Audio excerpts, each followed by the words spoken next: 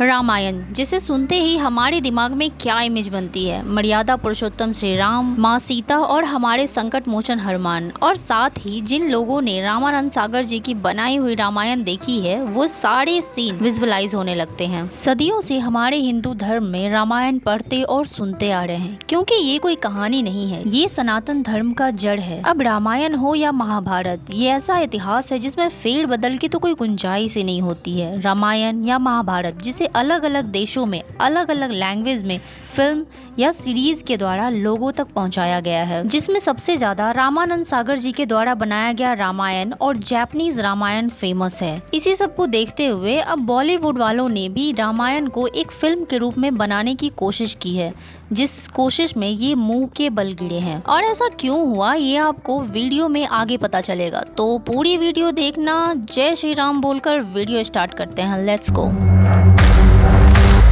बॉलीवुड वालों ने रामायण के ऊपर मूवी बनाई कि जो हमारी जनरेशन है, आज की पीढ़ी, उन्हें रामायण के बारे में पता चले। और मूवी का नाम दिया गया आदि पुरुष, जिसकी बजट 500 करोड़ रखी गई। पर जब मूवी का टीजर आया तब लोगों ने इसके VFX की जमकर अवहेलना की, क्योंकि टीजर में श्री राम जी को हैरी पॉटर के दम पिशाच से लड़ते हुए दिखाया गया यार। उसके बाद फिल्म मेकर ने 6 महीने का टाइम लिया अपनी गलती को सुधारने के लिए। बट जब 6 महीने के बाद मूवी रिलीज हुई तो लोगों का गुस्सा और ज्यादा भड़क उठा। तो सवाल ये आता है कि ऐसा हुआ क्यों और किस बात पर इतना ज्यादा भड़क उठे? तो देखो, टीजर में सिर्फ VFX देखकर लोगों ने बुराई करी थी, लेकिन जब मूवी रिलीज हुई तब लोग VFX को पूरी तरह से भूल ही गए, क्योंकि इस मूवी के डायलॉग्स इतने ज्यादा बकवास है कि VFX पे अब किसी का ध्यान ही नहीं है। 500 करोड़ की बजट में बनाई ये मूवी, जिसमें ऐसी गलतियां हैं जो रामायण के अनुसार से बिल्कुल भी नहीं होनी चाहिए। रामायण के ऐसे फैक्ट्स जिन्हें बदल कर लोगों के सामने रखा गया, और ऐसे इम्पोर्टेंट डिटेल्स जिसे इस मूवी से स्किप कर दिया गया है। मूवी रिलीज होने के बाद सबसे ज्यादा रावण का ना पसंद आने वाला हेयर स्टाइल, और उससे भी ज्यादा 10 सिर वाला लुक। देखो, हम सभी ने हमेशा रावण को ऐसे लुक में देखा है, और ऐसे ही हम सबके दिमाग में रावण की छवि बस चुकी है। लेकिन मूवी में रावण का ये नया लुक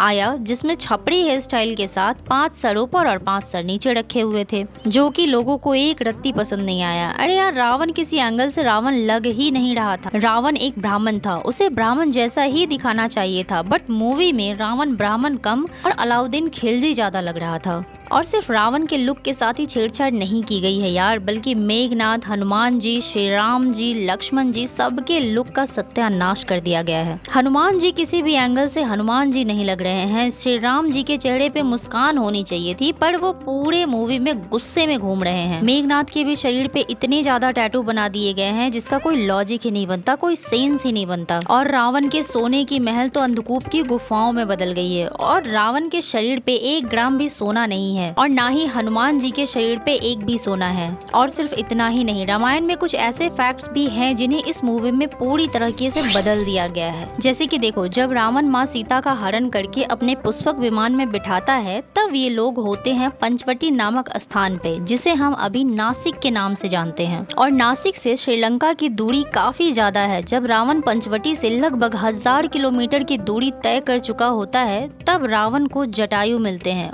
जिससे रावण की लड़ाई होती है। और जटायु गिद्धराज होते हैं, जिसे इस मूवी में एक ईगल के रूप में दिखाया गया है, जो कि बिल्कुल ही गलत है। अब देखो, जहां रावण और जटायु की लड़ाई चल रही होती है, वो जगह पंचवटी से 1000 किलोमीटर दूर है, जिसे अभी लिपाक्षी या लपाक्षी कहते हैं। अब इस लड़ाई में जटायु रावण से हार जाते हैं, क्योंकि रावण उनका एक पंख काट देता है। उसके बाद जटायु जमीन पर गिर जाते हैं, लेकिन वो मरते नहीं है, क्योंकि वो अपनी मृत्यु को रोक कर रखते हैं। अब श्री राम पंचवटी से लपाक्षी तक का सफर पैदल तय करते हैं, जो कि 1000 किलोमीटर है। अब आप लोग खुद ही सोचो कि 1000 किलोमीटर की दूरी पैदल तय करना कितना ज्यादा वक्त लगा होगा। और तब तक जटायु अपनी मृत्यु को रोके रखते हैं, और जब श्री राम उनके पास पहुंचते हैं, तब जटायु उन्हें सीता माता का डायरेक्शन बताते हैं, और उसके बाद अपने प्राण त्याग देते हैं। लेकिन मूवी में दिखाया गया है कि जब रावण और जटायु की लड़ाई हो रही थी, तब श्री राम और लक्ष्मण नीचे खड़े होकर ये सब देख रहे होते हैं।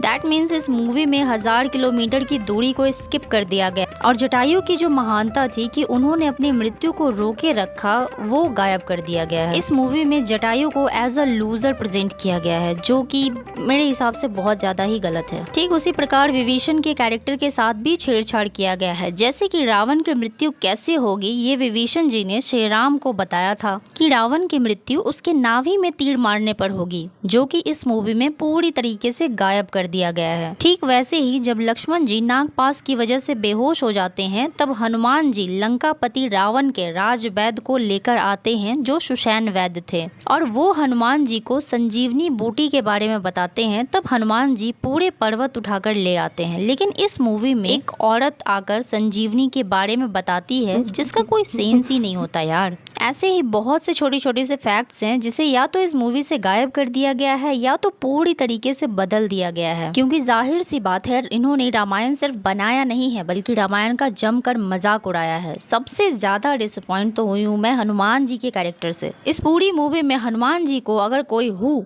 कर देता था तो भी वो डर जाते थे। ये मजाक नहीं तो और क्या है यार। हनुमान जी का नाम लेते ही हिम्मत आ जाती है। एक हनुमान जी ही है जो तीनों लोगों का भ्रमण बिना किसी रुकावट के कर सकते हैं। वो छोटे से भी छोटा और बड़े से भी बड़ा हो सकते हैं। और फिल्म मेकर्स ये बोल रहे हैं कि हनुमान जी में बचपना है, वो नटखट है। यार नटखट होने में और डरपोक होने में बहुत अंतर होता है।